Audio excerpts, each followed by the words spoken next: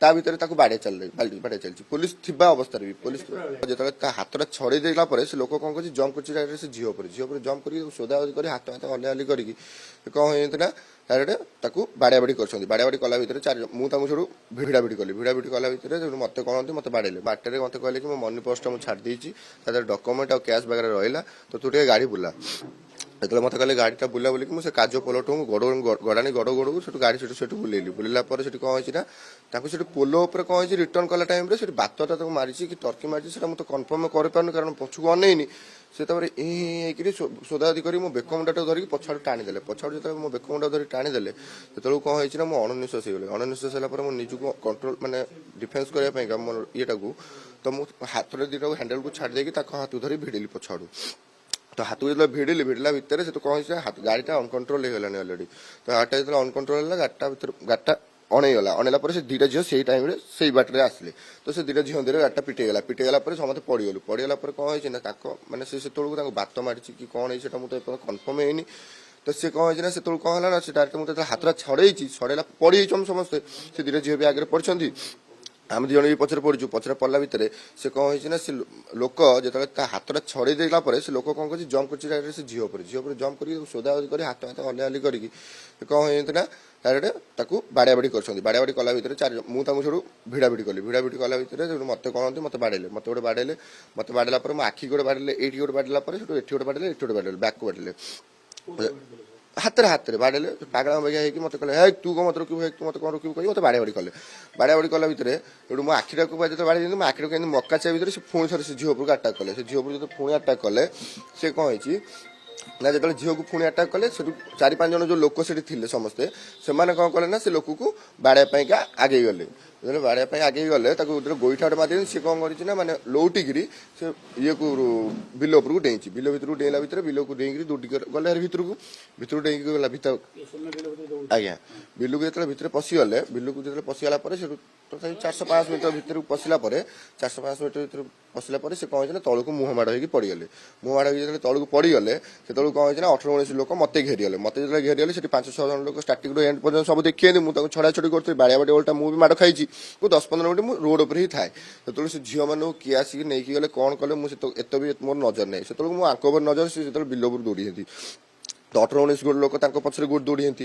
ତ ସେ ଯେତେବେଳେ ଆସିଲେ ମାନେ ମତେ କହିଲେ କି ତୁ ବି ଚାଲ ସେଠି ବିଲ ଭିତରକୁ। ସେଠି ମତେ ଯେତେବେଳେ 10-15 ମିନିଟ୍ ପରେ ନେଇକି ଗଲେ ସେତେବେଳେ ତାକୁ ତା ହାତକୁ ବାନ୍ଧୁଥିଲେ ତା ଗୋଡକୁ ବାନ୍ଧୁଥିଲେ। ହାତକୁ ଯେତେବେଳେ ବାନ୍ଧୁଥିଲେ ସେତେବେଳେ ମତେ ବି ସେଠୁ ଚିହିଁକି ଗଲେ ଲୋକ ବାଉଁଶ ଫଳିଆ ଧରିକି କହିଲେ ମାନେ ସୋଦାସୋଦି କରିକି ପୁରା ମତେ କହିଲେ କି ଆକୁ ବାଡ ନା ମୁଁ ଛଡେଇବାକୁ ଯାଇନି। ମୁଁ ଯଦି ଛଡେଇବାକୁ ଯାଇଥାନ୍ତି ତାହେଲେ ସେଠି ଯୋଉ ଝିଅକୁ ବାଡେଇଛନ୍ତି ସେ ଆଗରେ ତାକୁ ଯଦି ବାଡେଇଲେ ମତେ ବି ବାଡେଇକି ସେଠି ମତେ ଶୁଆଇ ଦେଇଥାନ୍ତେ ଆଜି ମାନେ ମୋ ବି ବଢି ଯାଇଥାନ୍ତା ଆଜି। ଠିକ ଅଛି ତ ସିଏ କଣ ହେଇଛି ନା ସେ ଟାଇମରେ ସେଠି ମତେ ଯେତେବେଳେ ମୁଁ ତାଙ୍କୁ ଯେତେବେଳେ କହିଲି କି ମାନେ ମୋର କଣ ଦୋଷ ସେ ମୋ ହାତ ଗୋଡକୁ ଯେତେବେଳେ ବାନ୍ଧିବାକୁ ଆସିଲେ ସେ ଯୋଉ 5-6 ଜଣ ଷ୍ଟାର୍ଟିଂରୁ ଦେଖିଛନ୍ତି ସେମାନେ ମତେ ପ୍ରୋଟେକ୍ଟ କଲେ। ସେମାନେ ପ୍ରୋଟେକ୍ଟ କରିକି ମତେ କହିଲେ କି ଆର କିଛି ଦୋଷ ନାହିଁ ସେଇ କେବଳ ଗୋଟେ ଦୋଷ ତାକୁ ପିସିଆର କୁ ଡାକ ଆକୁ ପିସିଆର ସହିତ ଦେଇଦବା। ତ ପିସିଆର କୁ ଡକା ହେଲା ପରେ 2 ଜଣ ପିସିଆର ଆସିଲେ 2 ଜଣ ଜେଣ୍ଟସ ଆସିଲେ ଗୋଟେ ଲେଡିସ୍ ଆସିଲେ। ସେମାନେ ସବୁ ୟୁନିଫର୍ମ ଥିଲେ ସେମାନେ ଆସିଲେ ଲେଖାପଢା କଲେ। ଲେଖାଲେଖି କଲା ଭିତରେ ସେମାନେ ଲେଖୁଛନ୍ତି ମତେ ପଚାରୁଛନ୍ତି କି ତୋ ନାଁ କଣ ତା ନାଁ କଣ ତା ବାପା ନାଁ କଣ ତୋ ବାପା ନାଁ କଣ ତୋର ଘର କୋଉଠି ସେ ବାଗେରା ସବୁ ଲେଖୁଛନ୍ତି। ତା ଭିତରେ ତାକୁ ବାଡେଇ ଚାଲିଛି ପୋଲିସ ଥିବା ଅବସ୍ଥାରେ ବି ପୋଲିସ ଆଜ୍ଞା 20-25 ଭିତରେ 11-20-25 ଭିତରେ ଆଜ୍ଞା। ତ 11-20-25 ଯେତେବେଳେ ତାକୁ ବାଡାବାଡି କଲେ ଯେତେବେଳେ ସବୁ ଲୋକମାନେ ମାନେ ଘେରି ଯାଇଛନ୍ତି ତାକୁ ପୋଲିସ ବି ଦେଖୁଛନ୍ତି ପୋଲିସ ବି ମାନେ ପୋଲିସକୁ ଆଗରେ ଯେତେବେଳେ ବାଡଉଛନ୍ତି ତାପରେ ସେଠୁ କଣ ହେଲା ନା ଏସଆଇ ଆସିଲା। ପିସିଆର ଡକେଇଲା ଏସଆଇ କଣ କରିଛି ବିନା ୟୁନିଫର୍ମରେ ଆସିଛି। ଏସଆଇ ହେଇଛି କି କଣ ସେ ଅରୁପ ସାର୍ ତାଙ୍କ ନାଁ ହେଲା କି ତାଙ୍କ ନାଁ ମୁଁ ଯେତିକି ଜାଣିଛି ଶୁଣିଛି ଥାନାରେ ବାଡେଇଛନ୍ତି ତାକୁ ପିସିଆର ଷ୍ଟାଫ ପ୍ରେଜେନ୍ସରେ ତାକୁ ବାଡେଇଛନ୍ତି। ଦେନ୍ ସେ ଯୋଉ ଏସଆଇ ସାର୍ ଆସିଲେ ବିନା ୟୁନିଫର୍ମରେ ଯେତେବେଳେ ରୋକିଛନ୍ତି ଲୋକମାନଙ୍କୁ ସେତେବେଳେ ବି ତାକୁ ବାଡେଇଛନ୍ତି। ବାଡେଇଲା ଭିତରେ ସେ କଣ ହେଇଛି ଏସଆଇ ଯେତେବେଳେ ତାକୁ ବାଡେଇଲା ତାକୁ ଏସଆଇ ଥିବା ଅବସ୍ଥାରେ ଯେତେବେଳେ ବାଡେଇଲା ସେ କଣ ହେଇଛି ନା ଲୋକମାନେ ତାକୁ କହିଲେ କି ଆକୁ ମାନେ ତୁ କେସ୍ ତୁ ରୋକିବା ପାଇଁକା ସେ ଯେତେବେଳେ ଲୋକ ରୋକୁଛି ତୁ କେସ୍ ରୋକିବା ବିନା ୟୁନିଫର୍ମରେ ଅଛନ୍ତି ତ ଯେହେତୁ ତ ତାକୁ ବିଶ୍ୱାସ କଲେନି ତୁ କେସ୍ ତତେ କଣ ତୋ କଥା କଣ ମାନିବୁ ବାନ୍ଧି ଦେଇଥିଲେ।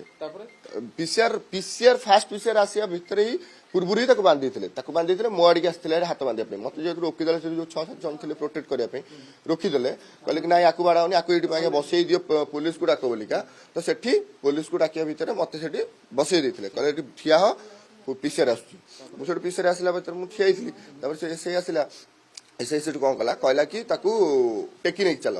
ତାର ଯୋଉ 5-6 ଜଣ ସେଠି ମେମ୍ବର ଥିଲେ, ଲୋକମାନେ ଚିହ୍ନା ପରିଚୟ ଥିଲେ, ଯେ କହିଲେ କି ତାକୁ ଟେକି ନେଇ ଚାଲ। ଟେକି ନେଇକି ମାନେ ଯେତେବେଳେ କହିଲେ ସେ ଛଟପଟ ହେଲା ଯେତେବେଳେ ତାର ଯୋଉ ଦଉଡ଼ିରେ ବନ୍ଧାବନ୍ଧି କରିଦେଲେ, ତା ଭିତରେ କ'ଣ କଲେ ଗୋଟେ ବାଉଁଶ ପୁରେଇଲେ। ସେଟା ହଉଛି ଏସ୍ଆଇର ପ୍ଲାନ୍ ଥିଲା ସେଟା ହେଲା। ଆଉ କିମ୍ବା ସେଠି ଲୋକ ଯୋଉ 6-7 ଜଣ ଥିଲେ ସେମାନେ କ'ଣ କଲେ, ଟେକିଲେ। ସେ ବାଉଁଶ ତା ଭିତରେ ପୁରେଇକି, ହାତ ଭିତରେ ଗୋଡ଼ ଭିତରେ ପୁରେଇକି ତାକୁ ଟେକିଲେ। ସେ ଛଟପଟ ହଉଥିଲା ତାକୁ ଧରିବା ଭିତରେ, ସେ ଛଟପଟ ହଉଥିଲା ଯେତେବେଳେ, ତ ସିଏ ସେତେବେଳକୁ ତାକୁ ଧରି ପାଇଲେନି। ଯେମିତି ସେ କ'ଣ କଲେ, ତାକୁ ବାଉଁଶ ଭିତରେ ପୁରେଇକି ତାକୁ ବାଉଁଶରେ କାନ୍ଧୁଅ କରିକି ତାକୁ ନେଇକି ଗଲେ ଉପରକୁ। ତ ସେ ଯୋଉଠୁ ବୋଲରରେ ପୁରେଇଲେ, ବୋଲରରେ ଜାଗା ହେଲାନି, ମାନେ ଛଟପଟ ହେଲା, ଖାଲି ବୋଲରରେ ଜମା ରହିଲାନି। ତ ବୋଲର ଯେତେବେଳେ ରହିଲାନି, ତାକୁ ସେଠୁ କ'ଣ କଲେ, 108 ଡାକିବା ପାଇଁ କହିଲେ। ସେ କହିଲେ କି 108 ଆସିଲେ ଲେଟ୍ ହବ, ସେ ଏମିତି ହଉଛି, ଏଠି ରୋଡରେ ତମାସା କରିବାକୁ ଆମେ ଚାହୁଁନୁ। ସେ ଏସ୍ଆଇ କ'ଣ କଲା ନା 407 ଡାକିକି 407 ସେଠି ରୋଡ ଯାଉଥିଲା, 407 ଉପରକୁ ଟେକି ଫୋପାଡ଼ି ଦେଲା। ଏଠିକି ତ ତାପରେ ଫୋପାଡ଼ି ଦେଲା ପରେ ତ ସେଠୁ ଗଲା ବାଳ କାଟିଗଲା। ଆଉ ତାପରେ ତ ମତେ ନେଇକି ଥାନାରେ ରଖିଦେଲେ।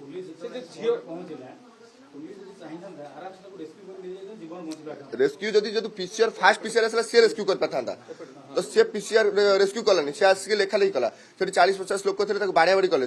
ସେଇ ପିସିଆର ଯୋଉ ଲୋକ ଥିଲେ, ଯୋଉ ମାନେ ମେମ୍ବର ଥିଲେ, ତାଙ୍କ ମାନଙ୍କ ଆଗରେ ବି ସେଠି ମାନେ ଲୋକମାନେ ବାଡଉଛନ୍ତି। ସେ କନେଷ୍ଟବଳ ଭାବୁଛି ଫୋନ ବାହାର କରୁଛି, ମାନେ ଭିଡିଓ କରିବ କି କ'ଣ କରିବ, କିନ୍ତୁ ସେ କରୁନାହିଁ ଡରିକିରି, କାଳେ ତା ଉପରେ ବାଜିଯିବ ବୋଲିକା। ହଁ ସେଇଟା ମତେ ଲାଗୁଛି ଥିଲା, କାରଣ ସେ ଭିଡିଓ କରିବା ପାଇଁ ଆଗଉଥିଲା, ପୁଣି ବନ୍ଦ କରିଦଉଥିଲା, ମାନେ କ'ଣ। ତାପରେ ଭିଡିଓ ବି କରିଛି, କିନ୍ତୁ ଫୋନଟାକୁ ତଳମୁହାଁ କରିକି।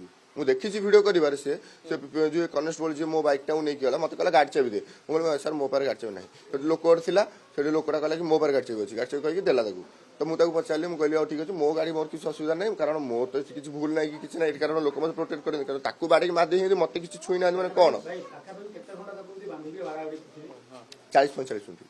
40-45 ମିନିଟ୍ ଆଜ୍ଞା, ରାସ୍ତାଠୁ ଭିତରୁ କେମିତି ଗଲେ? 600 ମିଟର ସେ ମନକୁ ମନ ଦୌଡ଼ିକି ପଳେଇଲା। ଜୀବନ ବିକଳ ବଞ୍ଚେ? ନାଇଁ, ସେ ମନକୁ ମନ ସେଠି ଯେତେବେଳେ ମାନେ ଝିଅ ଉପରେ ଆଟାକ୍ କଲା, ଯେତେବେଳେ ତାକୁ ଯୋଉ ଛଡେଇ ଗଲି, ସେତେବେଳେ ସିଏ କ'ଣ କଲା ନା, ମାନେ କ'ଣ ଟିକେ ତା ମୁଣ୍ଡକୁ ବାତ ମାରିଥିଲେ କି କ'ଣ କରିଥିଲେ ତାଙ୍କର, ସେ କ'ଣ ହେଇଥିଲା ନା, ସେ ଦୌଡ଼ିଲେ ବିଲ ଭିତରକୁ।